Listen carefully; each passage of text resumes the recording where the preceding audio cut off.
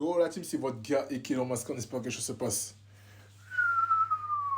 Pop, pop, pop, pop, pop, pop, pop, pop, pop. Je remets mon masque, les gars. Je remets mon masque. Non, parce que les gars, je suis obligé de bien voir. Parce que les gars, la prestation d'Antoine Mendy ce week-end, fallait être là pour le voir. Il nous a pendu une prestation XXL. Je crois qu'il a même été élu homme du match. La team, Antoine Mendy n'a pas dit son dernier mot. Et là, ça relève encore un sujet et un débat que je lance depuis quelques semaines, quelques mois, depuis que j'ai créé ma chaîne TikTok, les gars. C'est que le Sénégal, à un moment donné, ça va commencer à jouer à trois défenseurs.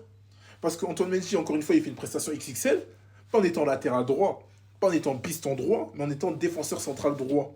Voilà, c'est le même poste que Ousmane Diao à Midtjylland, c'est le même poste que Aruna Sanganté au Havre. Et avec toutes les ressources qualitatives qu'on a dans ce poste-là de défenseur central, je pense qu'à un moment donné, en plus avec les jeunes qui arrivent, je pense qu'on va passer à trois défenseurs. Voilà, sachant qu'en plus à gauche, on peut avoir des joueurs comme Nobel Mendy et on a une variété de défenseurs centraux extraordinaire. On a des longillignes, on a des vifs, on a des plus petits, on a des plus hargneux, on a des joueurs forts au duel, d'autres qui sont forts à la relance, comme des Mamadou Sarr. Les gars, on est vraiment très bien garni à ce poste-là. Et je pense qu'Antoine Mendy, ça, son avenir, s'il veut vraiment, vraiment péter, je pense que son poste, ça va être défenseur central.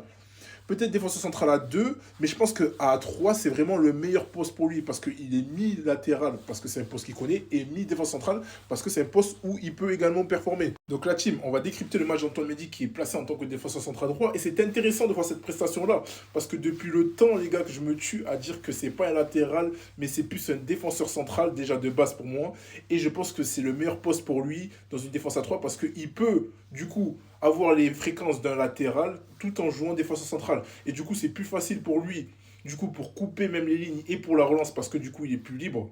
Et même pour les duels, parce qu'on sait très bien qu'Antoine Mendy, sur un côté droit, vu sa capacité athlétique et physique, qui est pas très adapté à ce poste-là, qui est assez grand et qui est physique, voilà, sur les premiers appuis, avec un ailier assez rapide et vif, et même voilà, qui est percutant, ça va être plus compliqué. Voilà, il aura plus de mal à démarrer. Après, peut-être sur le long, il aura plus de facilité pour revenir, mais on sait très bien que des joueurs comme ça ne peuvent pas vraiment performer au poste de latéral. Après, c'est intéressant de voir sa prestation là, parce que voilà, là on peut voir de quoi il est capable. Regardez, il prend des initiatives, il peut également monter, parce que dans une défense à 3, voilà, il y aura toujours deux qui vont rester en base. Donc du coup, ça sera une défense à 4. Et il peut prendre la place du piston sur des montées.